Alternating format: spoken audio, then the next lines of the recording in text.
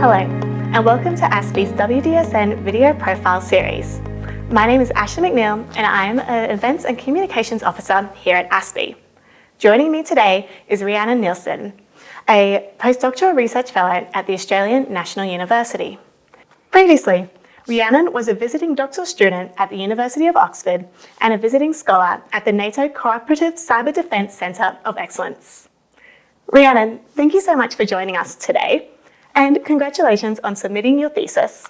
Can you please tell us a little bit about what your thesis explores? Thanks so much, Ashleigh. I'm absolutely delighted to be here today. And thank you as well for the congratulations on submitting the PhD. So my PhD research looks at how we might be able to use sophisticated cyber capabilities as a way of preventing and mitigating mass atrocity crimes. And I argue in the thesis for what I'm calling cyber humanitarian interventions. And that's to disrupt perpetrators' means and motivation for atrocity crimes. So that includes using cyber operations to block perpetrators' communications, their access to funding or financial transactions used to fund the atrocities, as well as tracking and GPS location devices. It also includes using targeted educational campaigns. And this is the use of personalized online targeted advertising on social media, the same way that you get personalized advertisements on your Facebook or Twitter feeds for things like concerts in your area or a pair of shoes that you may have been looking for based on your big data. But these targeted educational campaigns are trying to combat disinformation and misinformation, as this is becoming an increasingly big problem in the international space, as well as for fostering for restraint and peace. I think at the moment, a lot of existing efforts to combat online content leading to offline harms tends to concentrate on deleting online hate speech, deprioritizing vitriolic content online, or deplatforming repeat offenders, such as the former US President Donald Trump. But I think what this research has the potential to do is to really target the individuals who hold these problematic sentiments rather than just deleting it online. Of course, there's a space for that too. And my research leverages about 40 elite interviews with cyber and humanitarian experts from the United Nations, the International Committee for the Red Cross, US Cyber Army Institute at West Point. So, yeah. And then the second half of the research looks at the ethical implications of all of that. That's really interesting, Rhiannon. It explores so much there. Can you tell us, was there a specific moment that you became interested in that intersection between human rights and digital technologies and how it can really help protect those human rights or impede on them? Yeah, so that's a really interesting point. Funnily enough, I do actually have a specific moment where I remember this. It was in 2016, and I had just finished my Masters of Philosophy in the Socio-Psychological Early Warning Signs of Genocide. And I was asked to teach into a new course at the Australian Defence Force Academy with our military officer cadets on the politics and ethics of cyber war. And at the time, I was like, I don't know anything about cyber war, but I'll give it a crack. And I ended up just spending all of my evenings reading the Talon Manual, which is a non-binding study written by a bunch of international group of experts on the applicability of international law to cyberspace, mostly just outing myself here as a big nerd. But I realized as I was preparing for this course and as I was teaching the officer cadets that there was so much around cyber war, cyber crime, cyber terrorism, online radicalization, but there wasn't so much about how we could actually leverage these technologies as a way of preventing or mitigating them and protecting these populations that often fall victim to that kind of use. That's so interesting as well. Yeah, and it's definitely like in a really winding career journey to now recently, your paper, which was called The Responsibility to Deceive, Online Disinformation and Atrocity Prevention, the title really intrigues me there. Can you talk to us about what this paper is? And you won an award for it as well. Yeah, thank you. I did, which was a big surprise. So this paper was born out of the 2018 revelations pertaining to Cambridge Analytica and Cambridge Analytica's involvement in the 2016 US presidential election, specifically around targeting disinformation campaigns online to potential voters. And obviously I'm in no way supporting the targeting of people in terms of suppressing democratic involvement and democratic participation. But I sort of asked my supervisor, well, would there be a space for having a responsibility to deceive via these mechanisms in order to fulfill the responsibility to protect? And at the time, I think she thought, oh great, I'm supervising a war criminal. But I wrote this paper and I introduced what I've called atrocity suppressing disinformation campaigns, and in no way do these campaigns, involve hate speech or defamation of perpetrators. The intention is really to try and make these potential perpetrators epistemically worse off. And what I mean by that is just to try and make these potential perpetrators think that their participation isn't necessary, or it's not relevant, or the impetus toward atrocity crimes has dissipated. Basically trying to get the perpetrators to stay at home. And this is the resonance with the targeted disinformation campaigns there as well. And for a few months, I equivocated back and forth. I wasn't sure whether there would be a case for this or not.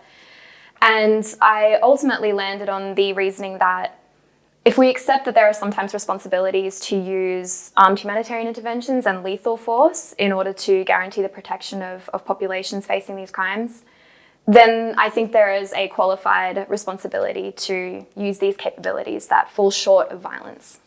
So winning this award for your paper must be a real significant moment in your career. Can you tell us about any other career highlights or perhaps even any challenges that you've faced? Oh, that's a tricky question. I would have to say that the opportunities afforded to me with the Scientia Scholarship as part of the doctoral research, giving me the opportunity to do visiting fellowships at the Department of Politics and IR at Oxford and at the NATO CCD-COE, which is the longest acronym in the world, but the Cooperative Cyber Defence Centre of Excellence. That would probably be one key highlight. The other key highlight I would say would be the opportunity to work with Professor Toni Erskine, who is my supervisor. She is just an outstanding academic mentor and an inspiration for me on so many levels. And so to have had the opportunity to work so closely with her over the past 4 years has been really wonderful, and I've learned a lot. In terms of challenges, I'd say that there's two. The first is the now increasingly infamous imposter syndrome. I think this is something that a lot of early career researchers grapple with, particularly women. There's a lot of emerging research to show that women in areas that are typically dominated by men are increasingly experiencing feelings of imposter syndrome. So I think that was a struggle, and it is still a struggle for me to this day. The other is to try and demarcate your own life with your research. I think a consequence of being an academic is that we're fiercely passionate about the sorts of research that we do. And it's really important to hold on to that, but also to just carve out space for yourself to have things outside of work. And I'm still trying to figure out that balance. Yeah, thank you so much for answering that. That was really an honest response that I know our audience is really going to love and I reckon relate to as well. And so you've recently started your position at the Australian National University. Yeah. Going forward, is there any career goals that you'd like to reach? Oh, absolutely. So one of the reasons I'm so excited about this postdoc opportunity is my current research is based on interviews with cyber and humanitarian experts, typically in government and international organizations. But I haven't yet had the opportunity to conduct interviews with big tech corporations, specifically social media corporations such as Facebook, Twitter, and Google. And throughout the duration of my postdoctoral research, I'm hoping to really tease out to what extent they can and perhaps should bear state-like moral responsibilities to protect populations, especially because their platforms, as we've learned over the last couple of years, have been so foundational to online content leading to offline harms. And so the question as to whether they have positive duties to protect in that space is something that I'm really interested in, and is something I'm hoping to achieve over the next year or so. Yeah, that sounds really interesting and something to look forward to as well.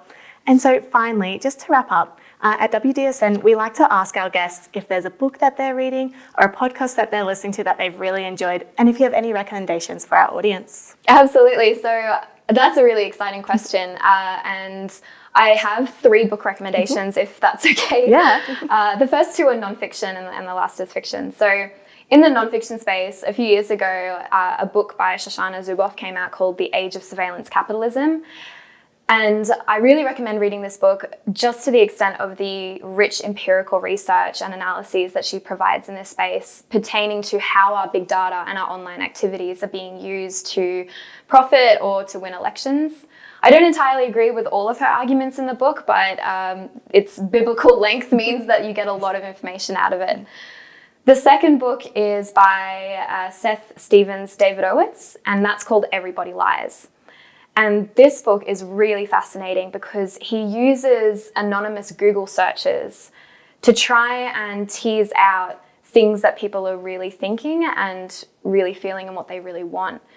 Because often we don't disclose everything to our loved ones or our friends or our colleagues, but there's a degree of anonymity that's afforded to Google searches.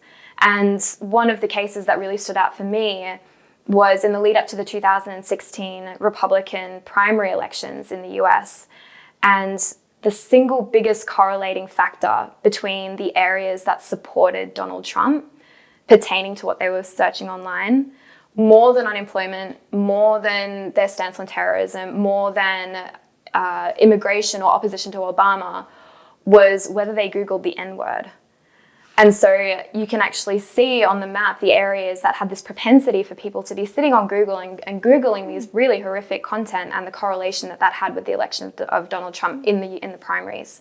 So that's fascinating if you're really interested in how people's big data are being used to understand to a deeper level what motivates political processes. The final book is Brave New World by Aldous Huxley. I strongly recommend, rereading that if you haven't touched it since high school, or reading it if you're coming to it for the first time. And the reason I say that is because it is such a harrowing reminder of the potential dystopian futures that we may have if we continue to go down this rabbit hole of artificial intelligence. And as I was reading it again recently, the synergies between that and Facebook's metaverse really stood out for me. So if you can go back and reread that or read it for the first time, I would certainly recommend it. Thank you, those are some great recommendations. I'm going to have to do some reading. So thank you so much for joining us today. Wonderful, thank you so much again for having me. No worries.